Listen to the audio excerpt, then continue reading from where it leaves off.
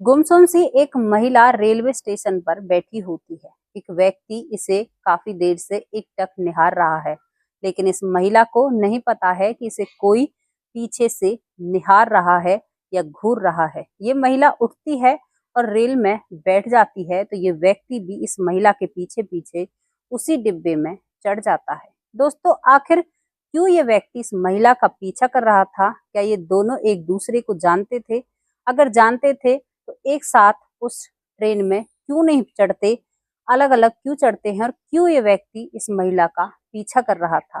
क्या इस व्यक्ति का इरादा था? आइए जानते हैं इस पूरी स्टोरी में, क्योंकि आगे आप लोगों को पता चलेगा कि कभी कभी हमारे जीवन में ऐसे वाक्य हो जाते हैं जो बिल्कुल एक स्टोरी या सपना या फिल्मी से हमें लगते हैं और ये रियल होते हैं। नमस्कार दोस्तों, स्वागत करती हूँ आप सभी का हमारे यूट्यूब चैनल वैष्णवी चौधरी के नाम से है।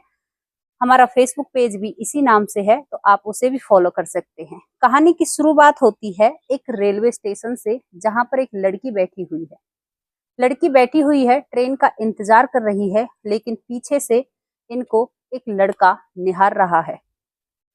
लड़का निहार रहा है, तभी ट्रेन आती है और लड़की उठकर उस ट्रेन में चढ़ जाती है। तो लड़का भी पीछे पीछे इस लड़की के हो लेता है और उस ट्रेन के डिब्बे में ही चढ़ जाता है। लड़की अपनी सीट पर बैठ जाती है, क्योंकि इसने अपनी पूरी सीट बुक कर रखी थी और इस लड़की का नाम होता है पूजा। पूजा अपनी सीट पर जाकर बैठ जाती है, लेकिन ये लड़का पीठ करके उस पूजा की ही सीट के पैरों की तरफ खड़ा हो जाता है और वहीं पर खड़ा रहता है। तभी पूजा के पास कुछ यात्री आते हैं, कहते हैं कि हमें 2-3 घंटे का रास्ता तय करना है, क्या आप हमें इस सीट पर बैठने दोगी? तो पूजा करारा जवाब देती है, कहती है कि मैंने सीट बुक की है और मेरी तबीयत खराब है, तो मैं अब थोड़ी ही देर में लेटूंगी, क्योंकि मेरी तबीयत खराब है और मुझसे बैठा नहीं जा रहा है। पूजा उन्हें सीट पर नहीं बैठने देती है। फिर 2 जने और आते हैं, फिर यही बात पूजा से करते हैं, तो पूजा उनसे भी कह देती है कि नहीं भाई, मैंने सीट अपने लिए बुक की है, क्योंकि मेरी तबीयत खराब है। ये बात वो लड़का सुन रहा था जो पूजा का पीछा कर रहा होता है। उस लड़के का नाम प्रदीप होता है। अब प्रदीप कहता है कि क्या मैं आपकी सीट पर बैठ सकता हूँ? तो पूजा एकदम झिल्लाती हुई कहती है कि क्या आप लोगों को समझ में नहीं आता? मैं कितनी देर से कह रही हूँ कि मैं अपनी सीट पर खुद लेटूंगी, मेरी तबीयत ठीक नहीं है। लेकिन जब दोबारा ये जो प्रदीप पूजा से कहता है कि नहीं, आप एक बार सोच लीजिए, मुझे परेशानी हो रही है, 2 घंटे का रास्ता है, तो पूजा के कान एकदम से खड़े हो जाते हैं। तब तक उसकी निगाहें नीचे होती हैं और वो अपनी निगाहें ऊपर करती है, क्योंकि उसे लग रहा था कि ये आवाज जानी पहचानी होती है। यहाँ पर दोस्तों एक ट्विस्ट आता है। जिस लड़के को वो धमका रही थी, दरअसल वो लड़का उसका पहला पति है, जिसे वो पहले डिवोर्स दे चुकी थी किसी कारणवश।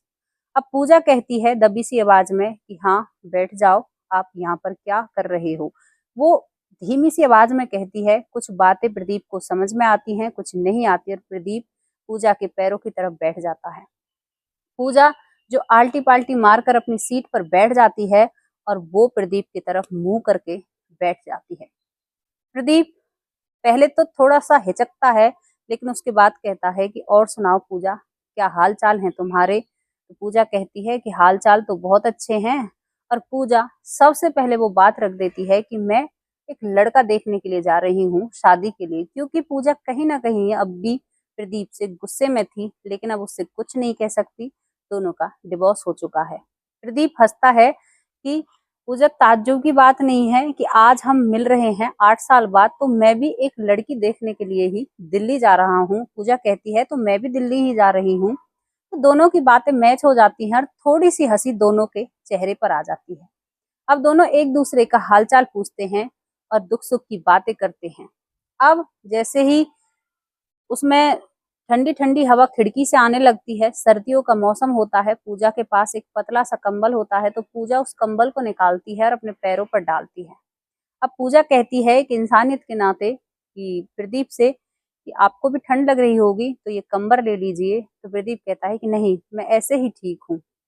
पूजा फिर दोबारा कहती है कि आपको ठंड नहीं लग रही तो ले लीजिए। तो वो कहता है कि ठंड अब कहाँ लगती है, ठंड तो उस जमाने में लगा करती थी, तब कोई हमारा सुबह उठकर कंबल खींच दिया करता।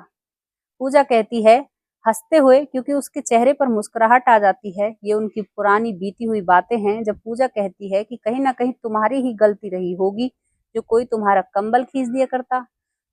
फिर कहता है ये जो प्रदीप होता है कि गलती मेरी कहाँ, इतना अत्याचार मेरे साथ किया जाता था कि मेरे ऊपर ठंडा पानी भी डाल दिया करते थे वो लोग जब मैं सोया करता था सर्दियों में। पूजा बहुत जोर जोर से हंसने लगती है, आंखों में मतलब आंसू से आ जाते हैं, और कहती है कि तुम्हें अब भी वो बात याद है।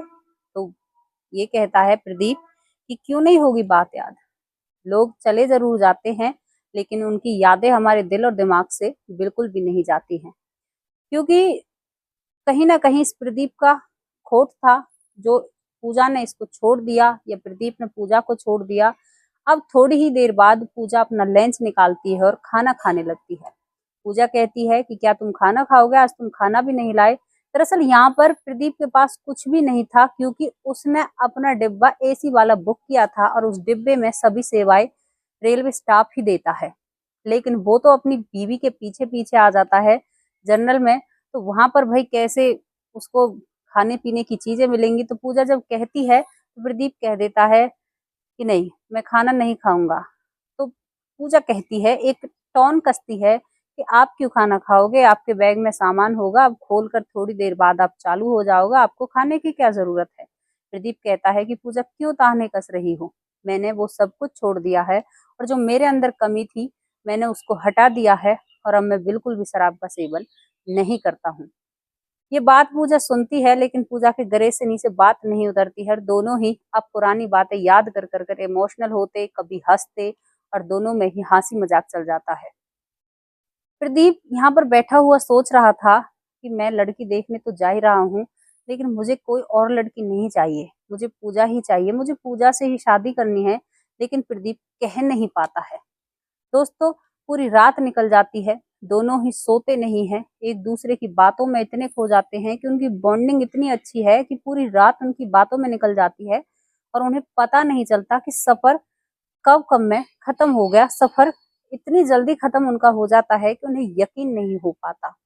अब इनका जो लास्ट स्टेशन आता है दिल्ली का, वहां पर ये दोनों ही उतरते हैं, और दोनों उतरकर अब जो प्रदीप है वो कहता है कि चलो तुम्हें मैं छोड़ देता हूँ जहां पर तुम जाओगी। तो पूजा कहती है कि नहीं, मेरी एक सहेली आएगी सरिता, वो मुझे लेकर जाएगी, तुम चिंता मत करो, मैं चली जाऊंगी।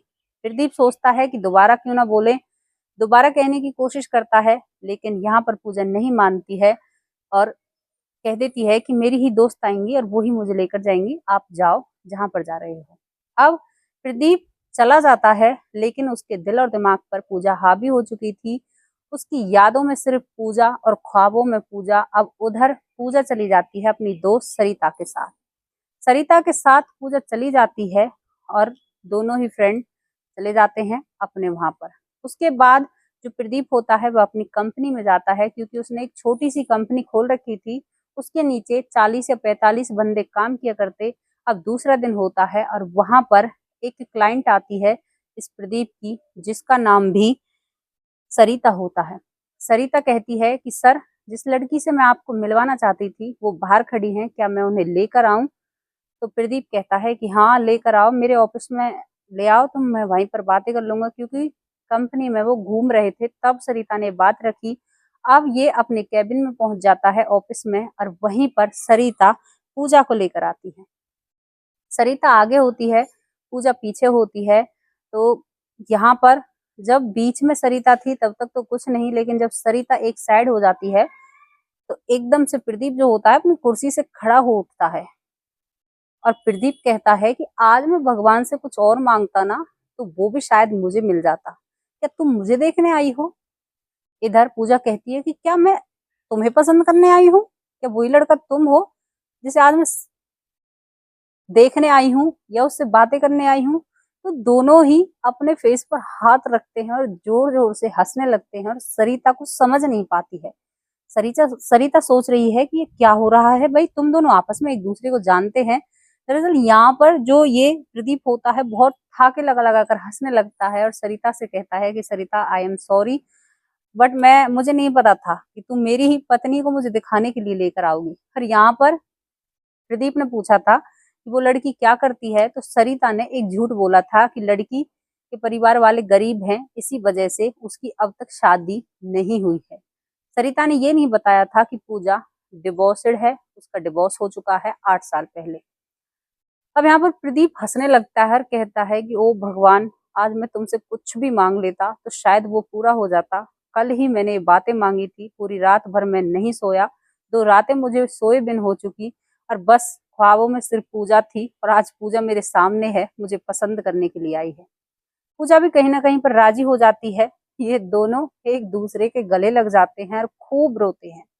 जितना इनसे होता है ना उतना ये रोते हैं, और बस बार बार भगवान को धन्यवाद करते हैं। कभी सरिता के हाथ चूमते हैं। सरिता हक्की बक्की रह जाती है कि हो क्या रहा है।